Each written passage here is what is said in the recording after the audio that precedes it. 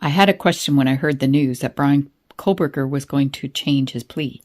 Did his defense attorney know all along that Bryan Kohberger would eventually change his plea to guilty? To answer this question, let's go way back to his arraignment and plea hearing. Do you remember what his original plea was? Mr. Kohberger, do you understand the charge in count one? Perfect. Yes. Do you understand the maximum penalty? Yes. Do you understand the charge in count two, murder in the first degree? Yes. Do you understand the maximum penalty? Yes. Do you understand the charge in count three, murder in the first degree? Yes. Do you understand the maximum penalty? Yes. Do you understand the charge in count four, murder in the first degree? Yes. Do you understand the maximum penalty? Yes.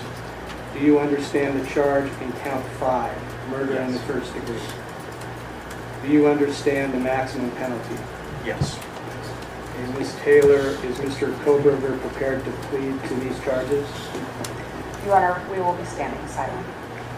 And because Mr. Kohberger is standing silent, I'm going to enter not guilty pleas on each charge, counts 1, 2, 3, 4, and 5. So what just happened? The defendant stood silent, meaning this is a legal strategy where the defendant declines to enter a plea of guilty or not guilty. And when the judge hears this, they must enter the plea for the defendant. And that would happen in the UK as well. So when a defendant refuses to comment and say whether or not they're guilty, then the judge will enter a not guilty so that the trial can continue. Now, this is done so that the defendant avoids verbally committing to either a guilty or not guilty plea, potentially preserving flexibility in a plea negotiations. So this is a trial strategy. And that was over 2 years ago. Was that a hint all along by standing silent? The defendant was always waiting for a plea deal? And why did it take so long for the prosecutor to offer a plea deal? This has been a lot of torment for the victims' families. So let's hear from Brian Enton from News Nation. 3 days ago, and that is when I learned that there was this meeting with victims' families and that this first came up. What would you think of a plea deal? And what happened after that is strange because it happened quickly and it happened over the weekend. It was last night. It was on a Sunday night that the prosecution sent over a proposed deal to the defense last night, saying, look, you'll get the death penalty off the table if you agree to 4 consecutive life sentences back to back, 10 years also on the burglary charge, waive all rights to appeal, which is big. You can't appeal. You'll be in prison for the rest of your life. And then prosecution will also seek restitution to pay for some of the funeral expenses.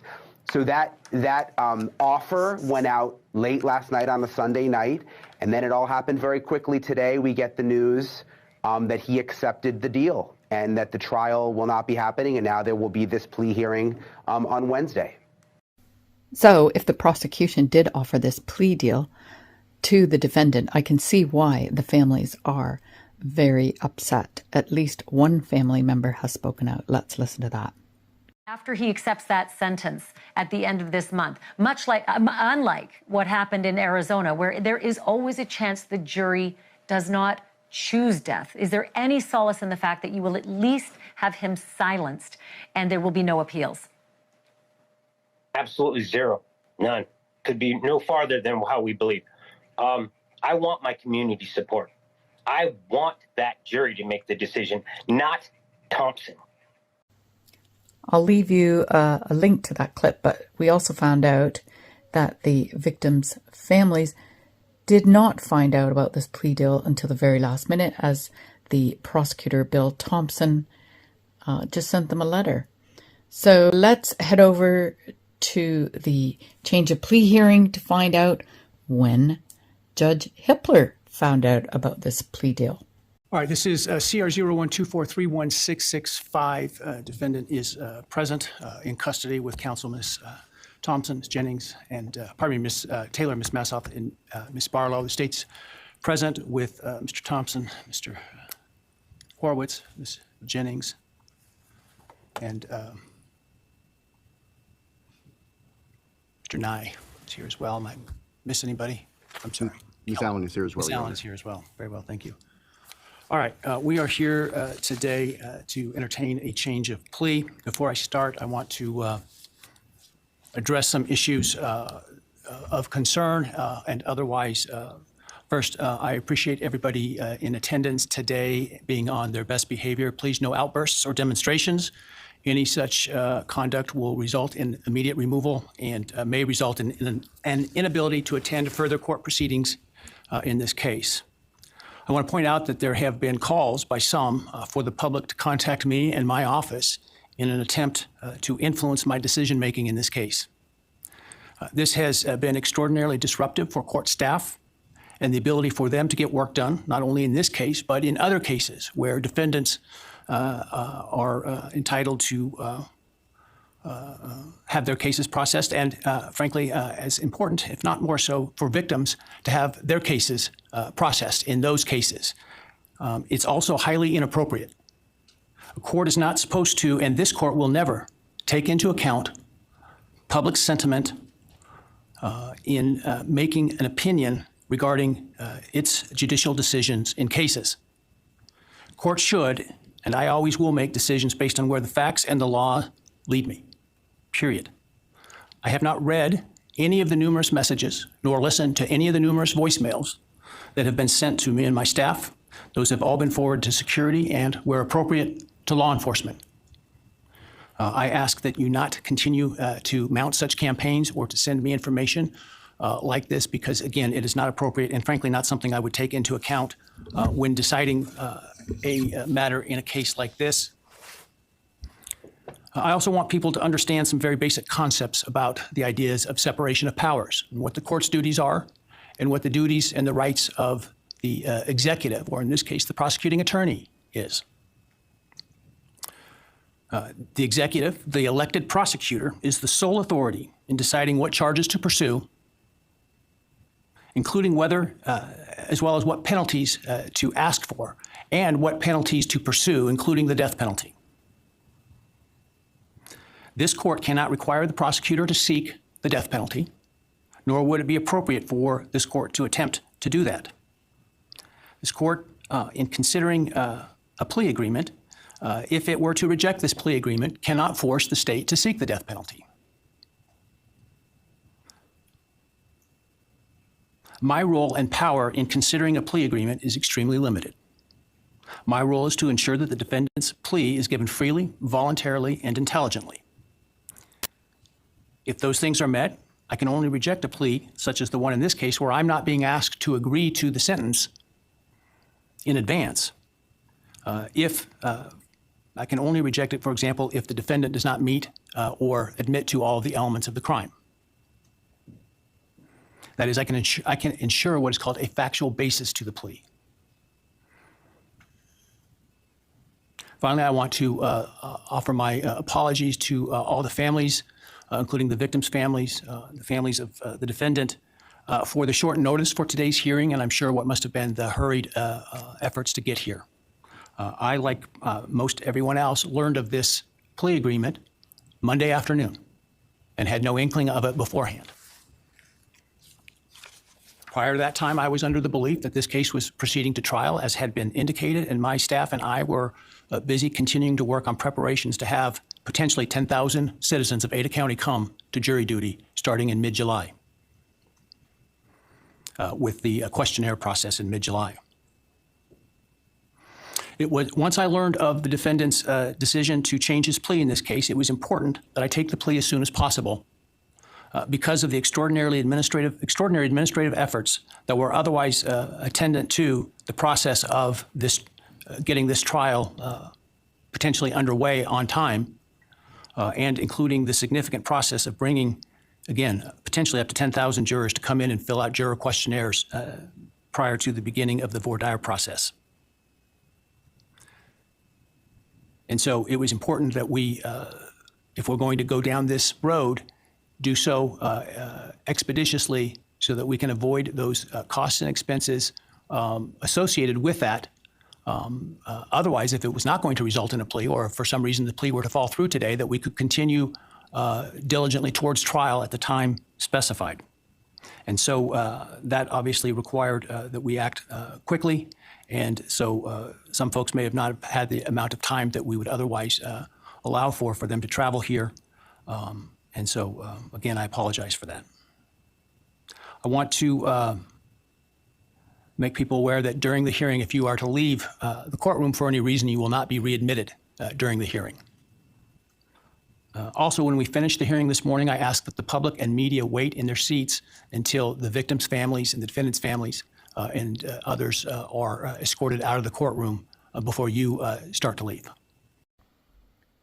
Well, it would appear that Judge Hippler was also one of the last ones to find out about the plea agreement, and he apologized to the families of the victims for the need of the hearing to be so soon, as this would give them enough time to either continue with the trial or go to the sentencing phase.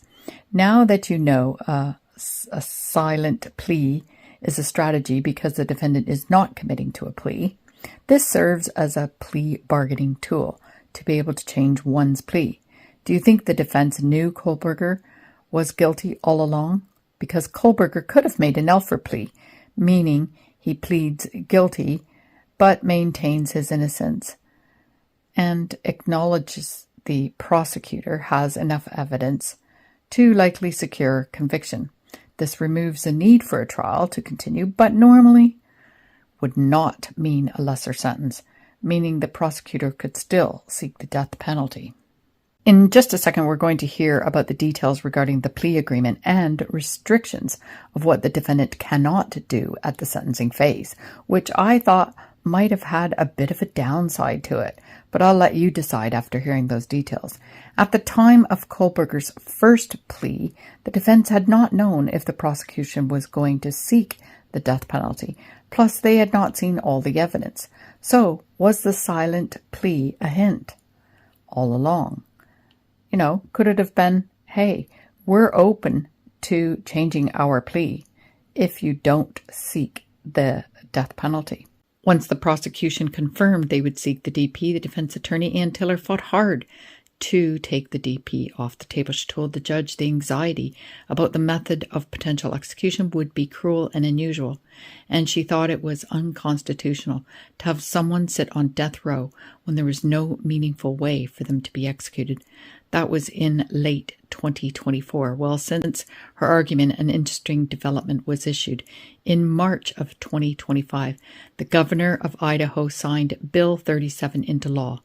About executions, they would only be done by firing squad, so no more anxiety about the method, because prior to that, they allowed firing squad as an alternative if the lethal injection was not available. In my opinion, the silent plea strategy gave them options, foreseeing their arguments to take the DP off the table would fail. Now let's watch Judge Hippler discuss the details of the plea agreement, and then I'll discuss why I think this could be a bit of a disappointment to the families of the victims. Let's move to the business of today. I understand the state and the defense have reached a plea agreement in this case. For the record, I have a written plea agreement which indicates, in sum, the defendant will plead guilty to all 5 counts in the indictment: burglary, felony, and first-degree murder, 4 counts.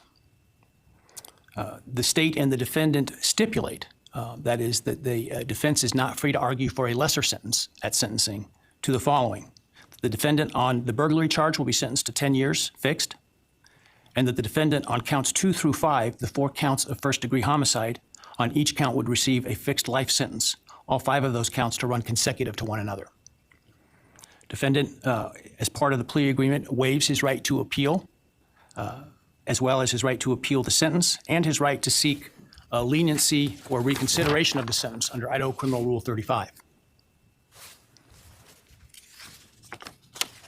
This is not a Rule 11 agreement, meaning the court is not bound by the plea agreement and could impose a different lawful sentence at sentencing.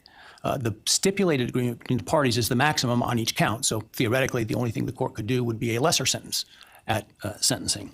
But the defendant is not free to ask the court to do so under the plea agreement.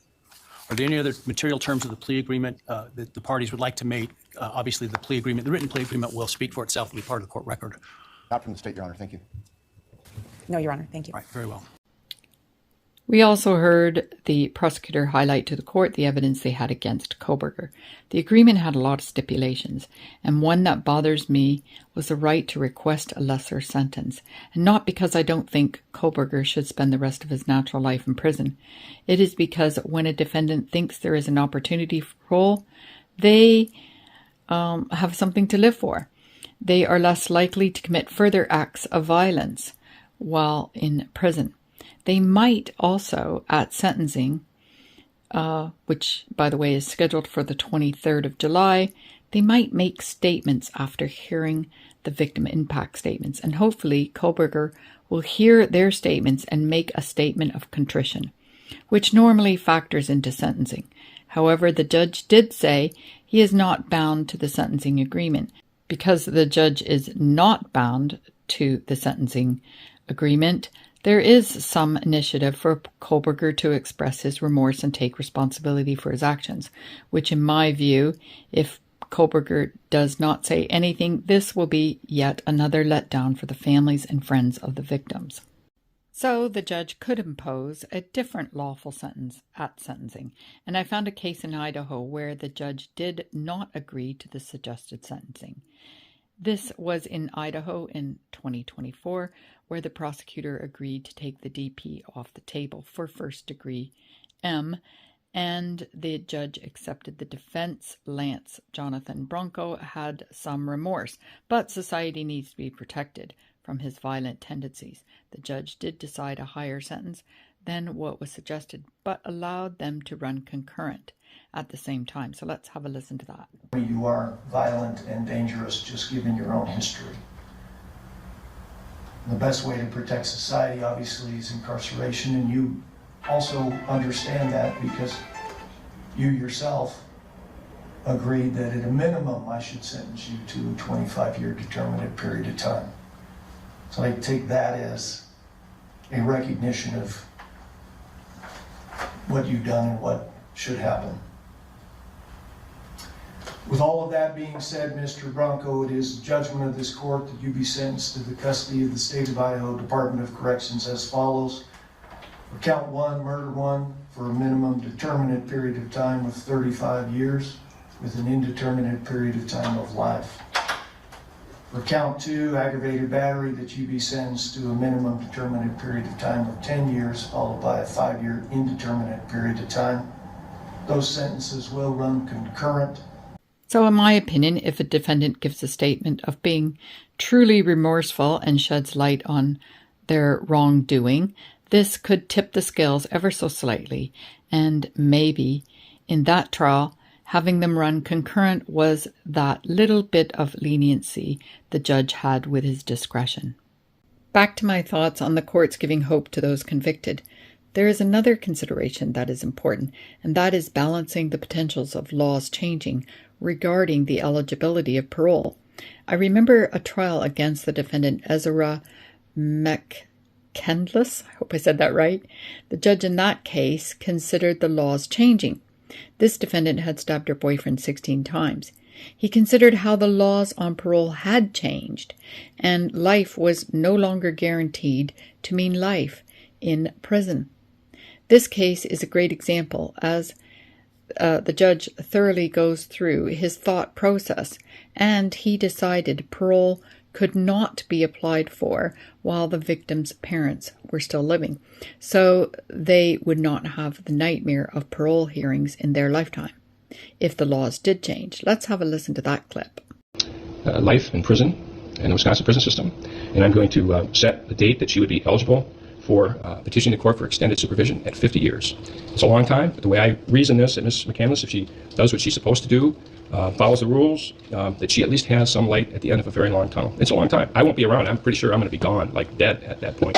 But I think I've thought about that for a number of different reasons. I think that way that Alex's parents, don't know exactly how old they are, or how long they have yet to live, but that spares them to have to see the day Ms. McCandless may petition to be released and perhaps have to go through some hearings. It's a long time down the road and does not unduly appreciate the seriousness of this offense in the court's opinion. And if this was a death penalty state, there would be no opportunity ever for that. But this is an intentional homicide, and it is that serious in this court's opinion. I think people expect, if maybe not an entire natural life, but at least 50 years is a point where I think most people can agree that would not unduly appreciate the seriousness of the offense, and she would most likely not be a risk to the public after a very lengthy period such as that. Well, I don't know about you, but I thought that was really moving the way the judge in that case balanced the scales of justice. So is it possible that the judge in the Bryan Kohberger case can impose a different sentence? Yes.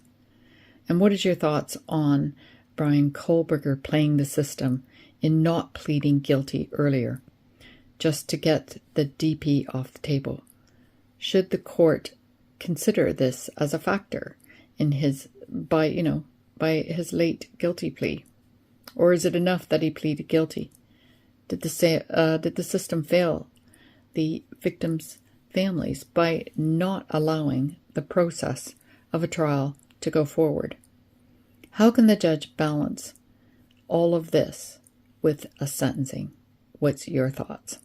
By leaving a comment, you may help someone else that will read your comment.